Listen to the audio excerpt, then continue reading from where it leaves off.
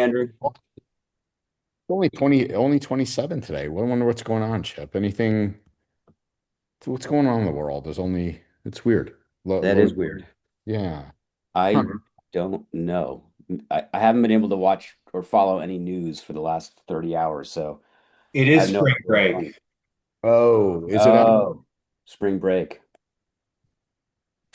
interesting? Okay, I that's should fair. be skiing. Shit. Got Um, it. yeah, that yes, I'm sure there are very cheap holidays. All right. Good news or wins, Chip. Good to see you. That's a win. You're back, and I appreciate you foregoing a webinar even to be with us. So I consider that a big win. Anything you'd like to share and kick things off? Um, I I don't have any individual big wins, Andrew. Okay. My head is exploding right now, having changed roles once again inside Kaseya. So there's a lot that I'm trying to wrestle with and get my head wrapped around. I mean, big wins maybe for the community with respect to that. We're making really rapid headway on CMMC compliance for several of our products, the ones that are most important to our customers. I'm learning a lot from the partner community about what people actually know and understand about compliance and audit and compliance frameworks. Corey is shaking his head and he's going, nothing. They know nothing. You know, I, I think I think two-thirds of the conversations that I have would reflect Corey's instant response. But maybe this is a win. Happily, a third of those conversations are with very, very informed people who do get it. So, I think there's hope, Corey, in the MSP community um, to help really navigate what continues to come around the bend. And like on cue, Eric Moore pops in, who's probably this crew's resident compliance and CMMC expert. Um, so that's the win. Things are moving forward rapidly, and we continue to tighten all the hatches that exist around Kaseya and its products. As a result, we're just making everything stronger. We're bringing the SaaS Alerts compliance and security attitude across the platform. I bet you it's an easy task for you, Chip. That's a piece of cake. Yeah, sure. It reminds me of, I think one of your writer booms you were focusing on, was it CIS controls, Andrew? We It do was a most. couple of years ago, I think it was. It was a lot of focus on the controls, and it was just a shocker to me when someone came up to me at the booth and they weren't just looking for swag, and they were like, "Hey, how does your offering align with these CIS controls?" Wow. Okay. So Sure. I think the And Corey, more you told them right straight away that one of your offering components is SaaS Alerts, which has Fortify, which has CIS and NIST controls mapped directly into it. there you go. But it's just the more we hear about it, the more we talk about it in more layman's terms, I think the more educated the community will be in general. I Yeah. think it still looks too much like a puzzle, and how many there are, and what do I need to align with, and what's relevant to my organizations, my vendors, what should they adhere to? And then it gets even messier when you're starting to deal with MSSPs, right? Because is it their product, is it their solution that has to be, or their service that's supposed to be covered under these compliances or controls, or does the vendors that you're getting the tool from have to adhere to those compliance structures? Yeah. That's where Or it's puzzles. Corey, you just identified the number one misconception that I've encountered with, I don't know, 60 or 70 or 80 calls since January. And that is, in which direction does the responsibility arrow flow? Mm-hmm. And the it doesn't flow from the product outward. It flows from the MSP's customer inward. The MSP customer is the one that actually, is the they're the subcontractor to a subcontractor to a Defense Department prime, and they're the ones that actually have to get CMMC certified. They actually, there's no requirement for an MSP to do it. There's no requirement for Kaseya to do it. When we do it, you guys as the MSPs, Kaseya with our individual products, it makes that process easier on the customer, but the customer still has to do it in the end. Eric, feel free to chime in. I know you live this day to day. Um, But that's the biggest misconception that I see in call after call after call. The uninformed MSP with the uninformed customer thinks they can turn to the tool vendor and say, "Give me your certificate," and they're done. And it does not work that way. It doesn't. And you have to build your shared responsibility matrix, which is hundreds of pages. And if the MSP is providing services to a client that has CMMC requirements, if the MSP isn't mostly down that path or already certified or in compliance, it's going to cost their clients significantly more money during their audit process. Exactly. And Eric, you mentioned shared responsibility matrix or customer responsibility matrix. I don't know how many of you know this, but Kaseya has, I believe, 15 of those built and constructed with C3PAO endorsement right on our trust site. So if you're using Kaseya products and you need to understand where the boundaries exist in an SRM or CRM, it's really the same thing, different acronyms. They're available to you. You just go to kaseya.com/trust-center, and they are sitting right there for you to pick up and take away. If this is a question, I'm hoping in this group this is not really a topic that is misunderstood. But Andrew, we're talking about wins. So the wins are we're gradually educating the rest of the MSP community. Would it be helpful to do it, get up Ryan Bonner or somebody and do it with you, Chip, and do a demystifying, or common FAQs, common questions, common misconceptions? Yeah, so interesting you use that terminology. I just this week completed the FAQ for the internal account management teams at Kaseya so that they can start handling these questions better. Um, and I'd love to have Ryan going on right now. I mean, the webinar that I chose to attend here instead of there that's going on right now is 500 MSPs who had signed up for a webinar on this very topic that is being delivered by another team inside Kaseya. And we'll have Connect sessions, at least two, around this topic. So spread the word. Again, I think you guys mostly know what's going on in this group. You're better informed than most, but by all means, to your colleagues and through your peer groups, we know it's a big topic, and we're definitely paying a lot of attention to it. There'll be multiple webinars around the course of the year. There'll be discussions at Kaseya Connects, Connect Locals, and obviously at Connect in Vegas as well. That's awesome. Yeah, I'm going to reach out to Ryan for you, by the way, Chip, and see if we can get a call going. So good. Who else? Other wins? Anybody have some stuff? Corey, was the fact, and I'll talk about this, that Fortinet is under the microscope, not looking at you, a win?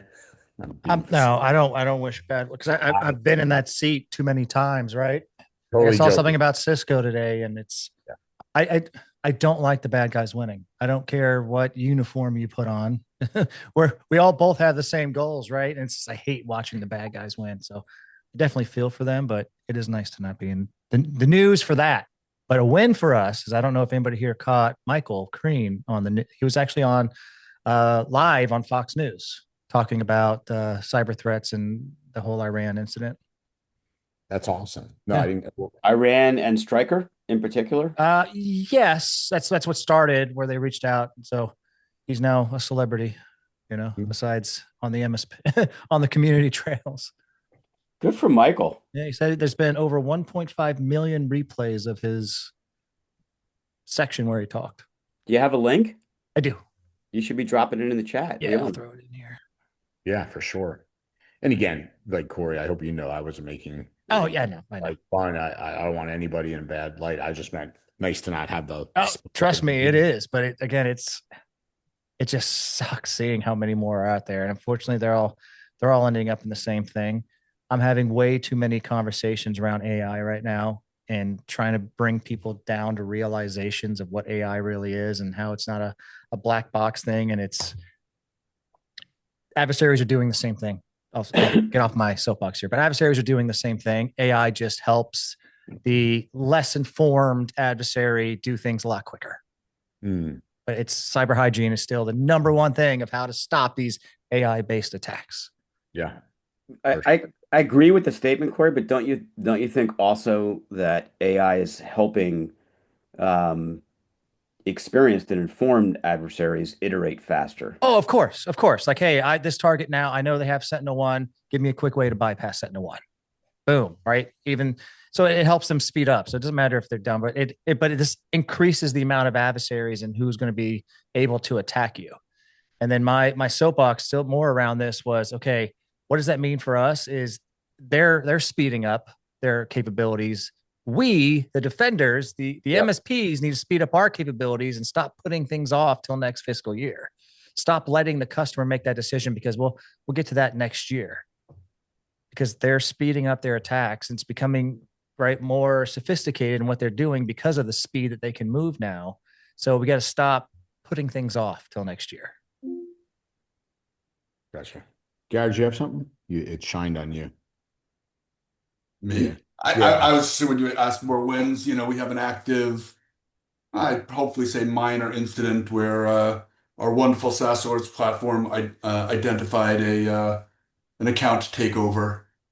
So I don't know a whole lot of it yet, but the user didn't return a phone call yet, but something in the last, I guess just about 45 minutes ago now, Wow. came in and we're shutting down the account till they call us back. So pretty Good. simple. Fantastic. It's nice when things actually work. We Well, they love to seem to hear be it. them. Yeah. Did you have auto remediation on a rule or an IOC for this, or did you guys just I pick it don't up and think turn it we up do. anyway? I think it's I don't think we've ever turned on that level. It's probably something we should do. Right now it's manual. Got it. Good, good. Other wins. Anything? All right. G. Yeah, Sujit have some? Yep. Yeah, I can go real quick. So we're early on the Microsoft Copilot bandwagon. Got all the licensing, started doing all this automation, and I would say after about a year into it, I at least dumped it. I told the company, I said, I can't use this. It's garbage. I ended up getting an Anthropic license for comparison, and I could just do so many more things so much faster and better compared to Copilot. And then I brought that data back to my team, and we ended up making the switch internally. And it's been great because with that, I was able to build a whole app where I could basically take out the JSON file for the Microsoft Secure Score, dump it into this app, and it would generate all the scripts and everything to basically enable all our baseline policies, create everything, conditional access. And I started testing it earlier this week, and we've been able to get everybody at a minimum to like an 80%. And so it's been a nice way to kind of almost turn that into one click and then combine that with SaaS alerts and the templates. And we're hitting a really, really solid point where what used to be hours of work is now been brought down to maybe about 30 minutes. So it's been a really nice win for us. So Sajit, since you have a big chunk of the SaaS Alerts product team on here, Amanda and Leron and Adam, have you used Fortify in SaaS Alerts to do the same thing, and how would you compare it to the tool that you've built yourself? So we have been using Fortify, but it just didn't make a difference ultimately because Fortify doesn't do anything around like defender policies, around Intune and certain other policies. There's just nothing for it.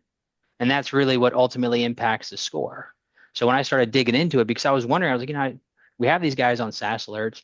We're seeing their score go from like 50 to like 55 in some cases. I'm like, what are we missing here? And I started digging into the tenant and I realized a lot of what was missing based on those recommendations is just not in Fortify at the moment. I'm sure I could probably grab like a snapshot or something and maybe mess around with that a little bit. But ultimately, I was like, I don't want to rely on a third-party tool for consistency just because with the app I built, I'm able to get all the logs, the validation, everything in one go in one place. So it just made it easier for me to ultimately just push it out that way. Sujit, I guess two questions, if I may. One, someone was joking around. We ran this security leadership workshop last week, but they were Secure Score came up, and they were like, when you look under the layers, it's really upgrading Microsoft's tools. Like it's the best Yep. sales tool on the planet for Microsoft. Yeah, when you abstracted the data, could you see that better as you looked at, what things you needed to quote unquote hit the bell to get the score up?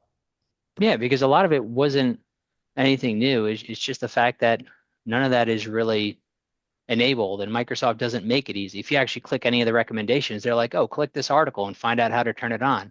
And I'm like, "Well, I don't have time to read like a whole book. Like, just do it. Flip the switch and call it a day." And they're like, "No, get PowerShell and figure it out." I'm like, "Okay." So that's why I ultimately hated it. But to Matthew's question, you can actually use PowerShell to export the JSON. It's much more rich in terms of data than the CSV. And we've had, to Eric's question, we've had no user impact because we tested a bunch of baseline policies that really don't have user impact ultimately, and that's where we're able to hit 80. We could obviously get much higher, but that's when user impact and stuff comes into play, and we're like, how can we flip the switch, not bother anybody, or bother them in a way that they're like, was that always like that? And then they move on with their day. So that's kind of the So, feeling that Jet, we're aiming for.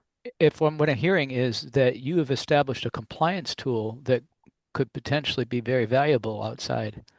So, I'm saying that for everyone's benefit here. Yeah, I'm happy to share it. Um, Let me see how I can package this. And I'm sure I could throw it in the Discord if anyone else wants to mess around with it. Suji, is it just out of curiosity on the go-to-market side, people that are, on the sales side of Alpine or in Lapa, now that's flipped around, Alpine. Hmm. Um, you know, it, is it something to take to market and replicate? Whereas, like, if the small business persona is, well, I'm M365, so Copilot is, you know, in theory, what I should leverage, assuming I have good data cleansing, good, hygiene, which is a far reach, but just role play with me. Is it, hey, this is for the MSP. It's really not for go to market. We're not going to take Claude Anthropic out to market. Yeah, pretty much. I mean, ultimately, because I spent a lot of time on LinkedIn. Somebody had made a note to me like last year. They're like, if you engage with LinkedIn and you actually, you know, block things, you follow certain people, like it responds pretty well. Like the algorithm's pretty decent.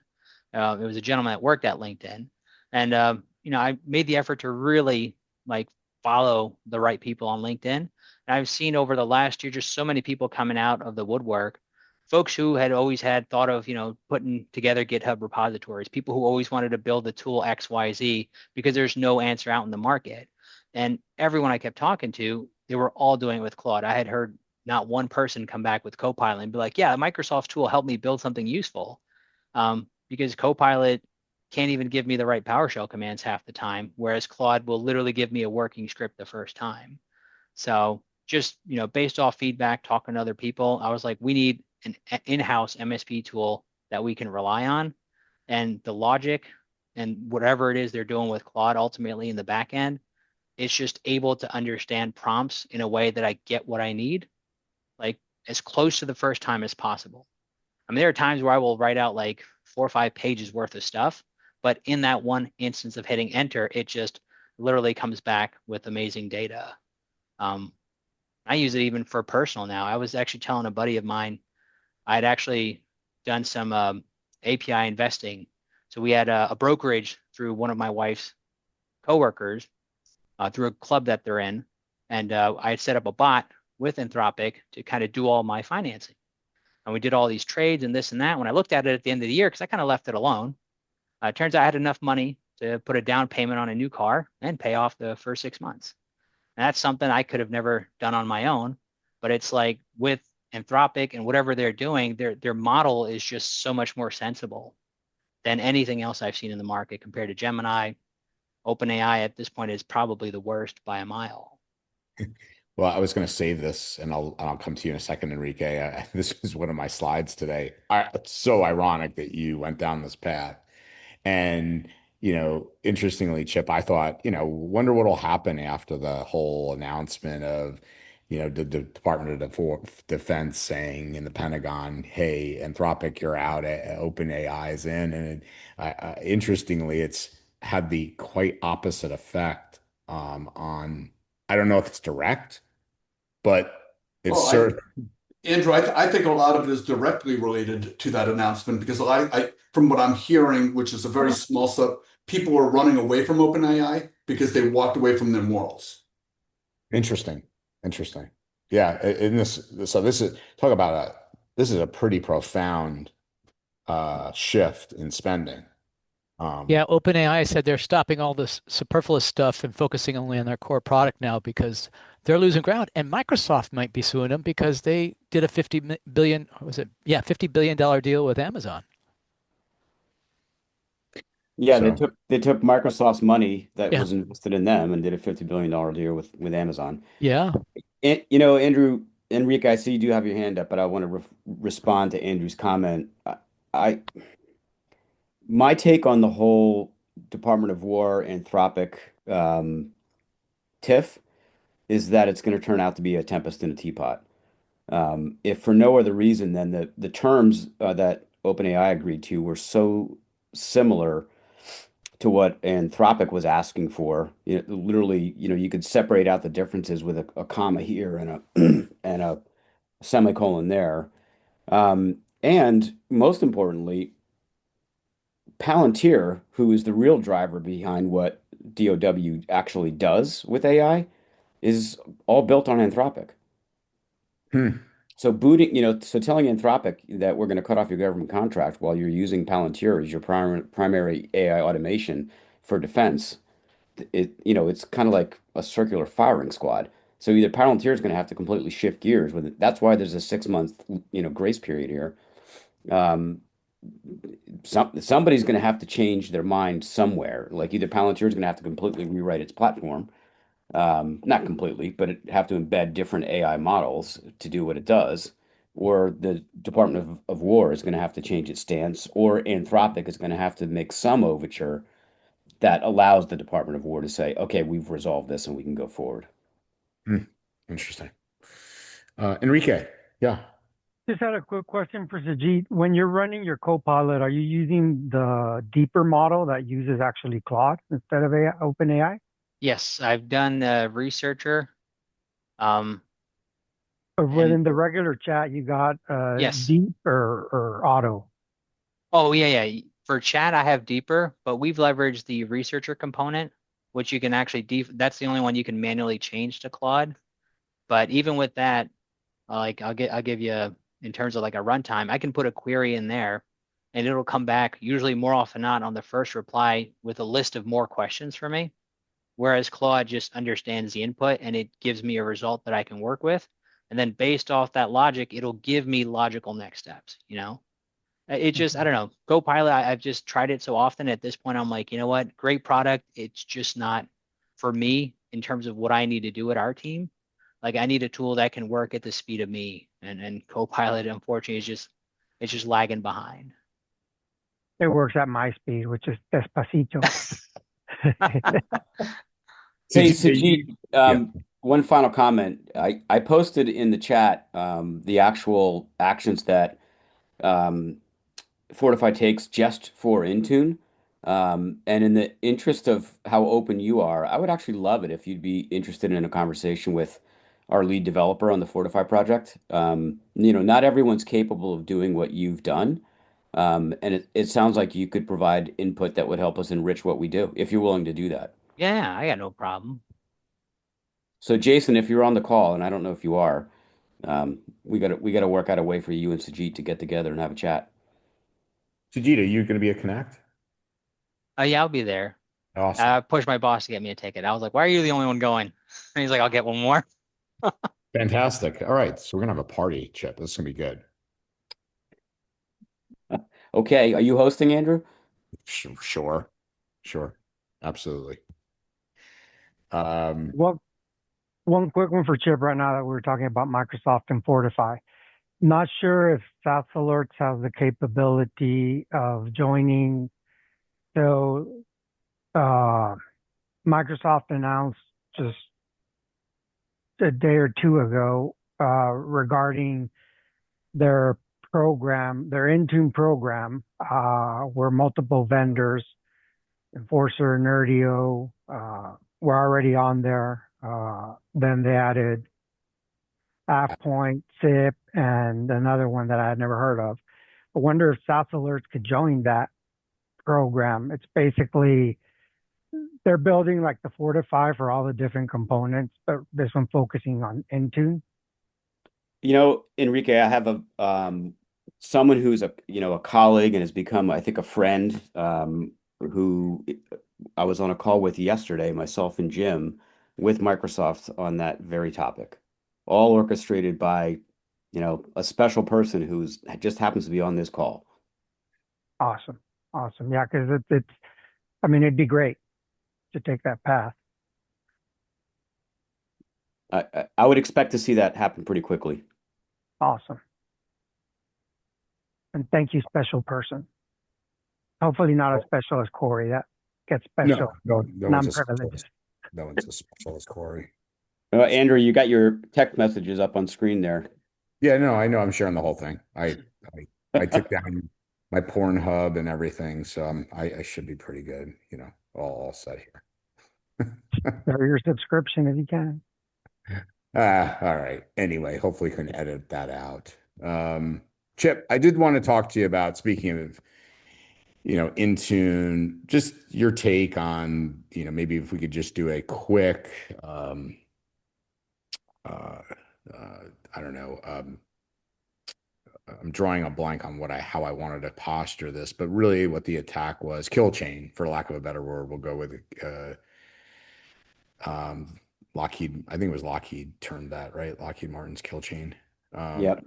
So you said it was amazingly simple. It seemed to me, and like how quickly this was pulled off. You and I kind of talked about this, but it would seem that their back doors are already set to have that quick of a response. What are your thoughts, and what can you kind of walk us through your understanding? Well, from the reading I've done, this was actually really bad, a result of bad hygiene on the part of Stryker's IT team. There were multiple different admin accounts and admin roles that were protected with passwords, but not MFA. Which, if that is true, and I haven't seen, official verification from Stryker or anybody reputable, then my guess is that whoever was behind the attack may have quietly breached those accounts a long time ago and was simply waiting for the right time, politically the right time, and environment to move forward. So, Corey, I'm sure you read a ton as well. So, have you seen that same analysis that this is basically accounts that were brute force because they weren't MFA protected? I was responding in Teams. I wasn't listening. Sorry. We're talking about Stryker. Okay. Stryker, So, yes. yeah, what I've read is that this was an extremely unsophisticated attack vector in the sense that there were multiple admin accounts without MFA. They were brute force. Oh, yeah. Again, it goes back to just, it's not a super advanced attack. The biggest difference with Stryker is just it highlights the points of what these nation actors, they're not after money. They're not after encrypting you. They're just after causing disruption. And that's what they did. Just deleting stuff. Wipe it. Gone. But the attack vectors weren't anything special. No. Do you think There was no AI involved in this one. Let's put it that Yeah. way. You could have done this 10 years ago with a script. Yeah. Easy target. I was going to say, from a reconnaissance perspective, attacker perspective, Chip and or Corey, just either they had creds or were able to brute force. Do you see it as that simple? That's what I've read, Andrew. Okay. Crazy. I mean, it's almost like it's a letdown. Like there's not something really interesting and novel to talk about here. It's just bad hygiene. It's stuff that all of us would be telling our customers, you can't run your business this way. You can't have admin accounts, named admin, by the way. Again, we've talked about this before. Like, don't name your admin accounts admin with no MFA. So with no MFA, it's going to get brute forced eventually, and it's not going to take a whole lot of computational effort to do that. So our threat report's coming out soon. Um, been working with the team on it about, the kind of topics are going to be like the 7 deadly sins of cybersecurity. Without saying too much, this kind of falls into, a pride type issue. There's pride issues that we have with SMB, with small businesses that think they're too small. Nobody cares about them. Nobody wants to hack me. There's nothing valuable in my organization for someone to hack me. I've been a part of larger organizations like this where there's too much pride that we're too big, right? We have too much security. But then you start finding silos. There's one major network guy that's done all the network stuff and that he's relied on, and come to find out there's holes. There's lots of holes. So this is where like super large companies like this, there's again you find a lot of horrible hygiene, and same with small companies. So I think that's what we're dealing with was a similar situation where there's just not enough controls in place and set and forget type of tools and technologies, and it was exploited. Yeah. Would you share this URL, Andrew? Yeah, of course. This is a pretty basic one, just so you know, Andy. It's nothing. I'm looking at GB Hackers and wanting to check it out a little bit more. Yeah, sure. It's there. I'm still waiting on more from that Microsoft attack that we talked about on here a while ago. Which one was that, Corey? The one where it was just a couple of executives and some of the cybersecurity guys from Microsoft, and they just kind of their PR people just shoved it under the rug. Right? Oh, you mean the old Exchange server? Yeah, exactly. Well, the dev environment that they had that was compromised. It was a trust between Microsoft's primary corporate domain and an experimental or dev or test environment that allowed them to come in through the back door. Yeah, we never. You remember that? That was a year ago. Yeah, at least a year ago. Still sticks with me. I still want more details but again, they're not going to provide it. So I want more details on this, but they're not going to provide it. I mean, we sometimes guest of Andrew's other podcast, he's pretty sure that a suite of backdoor tools, I'm talking about Bo, Andrew, that he created were actually used to execute that attack. Yeah. Graph Runner and he opened, of course, as a good security researcher does, he open sourced the tools so people could understand and use them to model exploits and how things could work. I think he's publicly said that it sure feels like that toolkit could have been used. Am I wrong, Andrew? Yeah, well, again, it's MFA sweep and Graph Runner. I think ones that were yeah. So, all right, I'm going to share this. I don't know. I think this is paywalled, but meaning you just have to put in your information. But I think eSentire put up one of the best threat reports so far. It just came out. What's fascinating about this, let me share my PowerPoint, and I'm going to come back and forth because there's some really good stuff. Oh, by the way, I kept this in here real quick. Is there a SaaS Alerts training certification at Connect? I thought I heard there may be. Ben had to drop, but yes, there is one. It's being led by the training team. Okay. So just FYI, we had one at Right a Boom, and they're continuing that. So if you're going to Connect, check it out. Corey, real quick before I get in, like as I said, we talked about this. If you're running Fortinet, know of anybody running Fortinet, they unfortunately just had a trifecta in the last few months. I highlighted this, Corey. I said it sounds like Corey Clark because the recommendations of rotating LDAP and all the things that you talked about from a hygiene perspective once people changed their passwords and this and that and kept getting compromised was called out. So kudos to you. They also added that in their notes. Something else that came out later this morning, I don't know, you probably don't have it in here, but there's also anyone that uses Ubiquity corporate or at home, there's a big flaw that came out to make sure you get your stuff updated. Got it. And then so this eSentire, report. So think about this. eSentire is arguably the first MDR product. I got to meet their founder, fascinating guy, really cool. But the whole report and all the data I'm going to show you, interestingly, doesn't talk at all about endpoint. And neither do most of the other threat reports that have been laid out so far this year as initial access vectors. It is all about the identity, whether it's Palos Unit 42, whether it's Sophos, whether it's Darktrace, and the other one is CrowdStrike. So, Chip, this again highlights SaaS Alerts and where you guys are going. They highlight specifically, before I start digging in, phishing-as-a-service as really the primary economic, if you look at this like a business, right, which is what they're saying, basically industrialization of cybercrime, these phishing-as-a-service platforms have really just proliferated, and that along with info stealers and the amount of credentials that have been harvested have just put this on a complete hockey stick in the last part of 2020, mid 2025, through where we are today. As I said, if you look at, the threat observations that they have, where they're coming from, the credential access, account compromise, I mean, it absolutely dwarfs everything.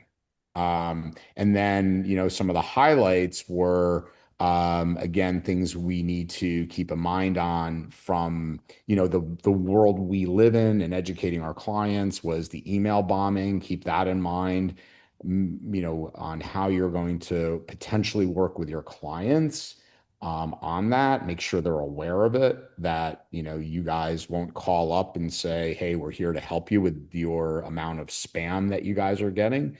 That continues to be a great one. The CAPTCHAs and ClickFix, as we spoke about, Chip, has just gone through the roof. And then supply chain has been the other one. So let's dig in and take a look at initial access by case. We just, in essence, talked about it, even though it was in Tune, Chip. It was valid credentials that continue, why the statement from the report is why break in when you can just log in. And that's what seems to be the continued proliferation that we're seeing. And again, like Andrew, I said, may I ask? I don't see token harvesting here. it's layered in this, if you think about it. Yeah, So it's really phishing email, and valid credentials together is, I think, you yes, layer the two of those together, and that's where you get your percentage of it. you nailed it, Chip. That's exactly what the report says. In fact, it's right here, I believe, Andy, if you just bear with me. Okay. Sorry, I didn't mean to jump ahead. I was just paying attention. No, you're fine. I'll You come. beat me to it. I was about to jump ahead. Yeah. Bear with me. No, not here, but I'll come to it in a minute. But it, again, just talks about this dwarfing, um, all other, yeah, and info stealers, like I just talked about. Interestingly, kind of BEC, not that it's over by any means, but dropping substantially in regards to this. The impact, what was most impactful to these attacks, valid credentials, supply chains, browsers. But again, nothing about endpoint. And again, I'm not saying, hey, don't worry about endpoints and MDR. It's critical. I'm just showing you that guys like Corey are pretty tough to beat, and threat actors know this. It's like, why am I going to go up against Corey's team and try and get in through an endpoint when I can just, you know, get somebody to, go through a token hijacking scenario. Maybe it's here, Andy. Just bear with me because I remember highlighting it. Here it is, bud. Right here. So this is what they're talking about. It's right here. Um, and that is what is doing, the lion's share of the damage. 85 out of 100 cases really involved, this token hijacking and credential type compromise. So, Yeah, so they're saying 63% of all compromised incidents are coming from phishing as a service operations, yep. which are executing attacker in the middle, which is token theft. And back to your comment, Andy, that that's the end result is session token hijack, which lets someone take over the account temporarily. I am a little disconnected, Andrew, from the comment that in the article, not your comment, that business email compromise is down 21%. Um, I wonder how they're measuring that, since for me, a successful phish used to almost always start with an email, and they were compromising that account through the email. So maybe there are other methods that are growing next to, people are authenticating on their phones. They'll get a text message and lots of us have Outlook on our phone or Teams or whatever. They'll get a text message to ask them to authenticate, and that's picking up some of the slack of that 21% decline of specifically an email side. Am I making sense? You are. I think what's the decline, and I read this in a different article, Chip. And so again, I'm paraphrasing, and bear with me as I get this out, and I'd love your thoughts or anybody's. What they're saying is the reason we're seeing a rate of change decline in BECs is because companies are putting more controls in place. When I do get the, hey, we like to change our bank account, more Yep, companies are at least saying, hey, Chip, I'm going to pick up the phone and call you. got it. So there is the sense of there's the awareness is forcing is a player in bringing down the BECs. Yeah, so the BEC as a vector hasn't changed, but the success of carrying out the financial gain or the ransomware attack has reduced. Yeah, not, I don't know about the ransomware attack, but I think the BEC portion of it for sure is reduced because people are more becoming more aware and are putting policy in place to not do the things they used to do. This was really interesting, who they attacked and why. Um, not surprisingly, software being the number one. And why I say not surprisingly, I think um, just because of the supply chain, right? If we can bring down, remember the whole sales loft drift, if I can impact Salesforce or some other big software provider, I can have some massive. Then obviously we go into manufacturing because of the supply chain and the focus on um, typically less sophisticated security and manufacturing. Same with construction, business services. This is where we all live. So MSPs still being a target, live in the business services area. Interesting, legal and law were the biggest um, offenders of vishing, Chip. The whole IT scams, and I think I have that coming up here to show you. What do you got, Andy? Andrew, I'm looking at the scale and the value next to the scale. And it says software is 14.7, but manufacturing is a smaller bar at 33.1. Why is that? Because I see, Yeah, I have your answer, Andy, because I was okay, looking at the exact same thing. So if you read the top legend, this is cases by industry change year over year, ordered by volume.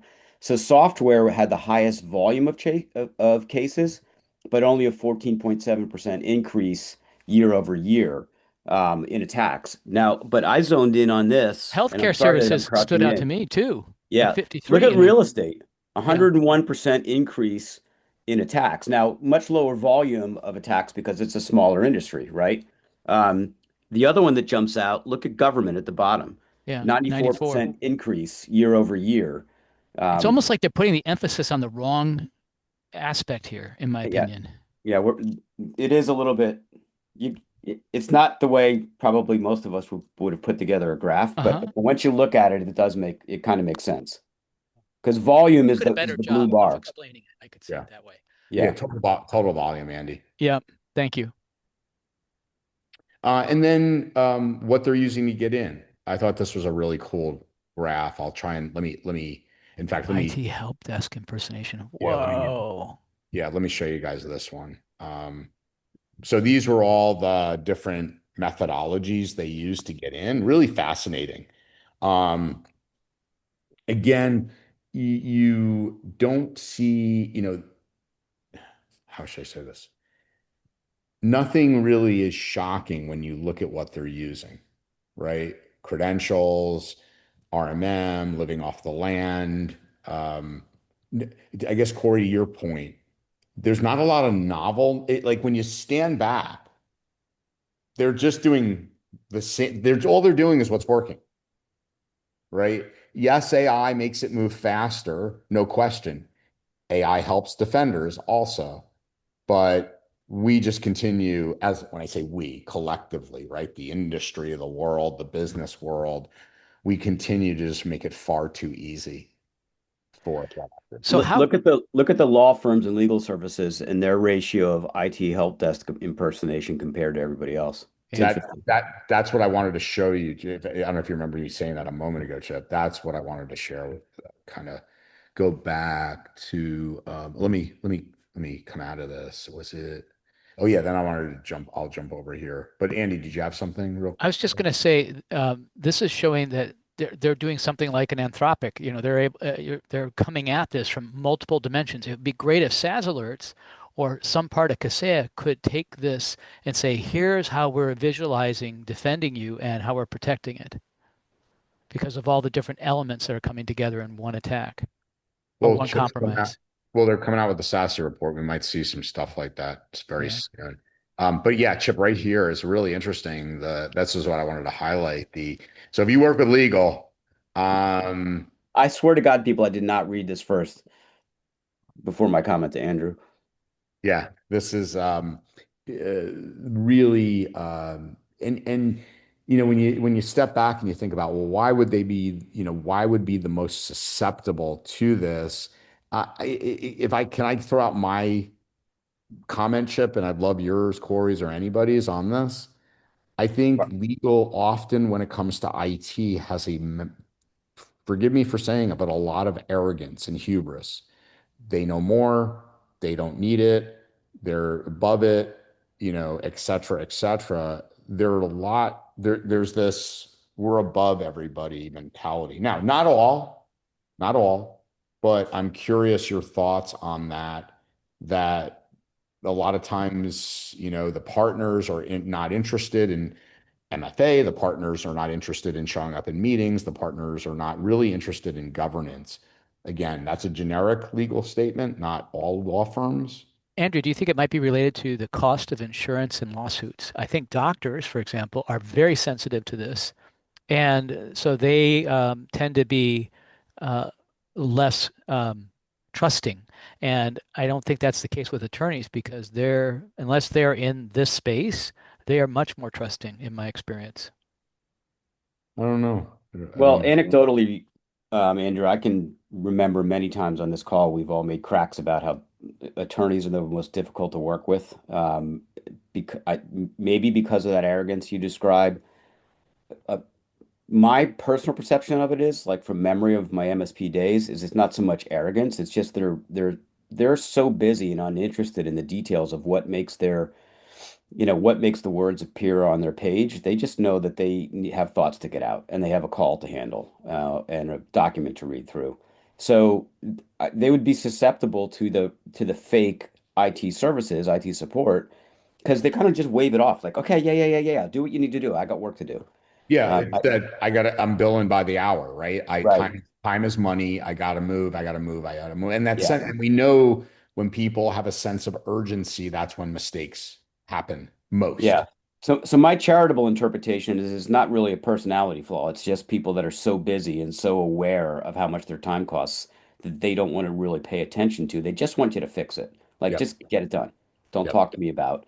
Don't talk to me about what I need to do to make it better. That's your job. You make it better. For sure.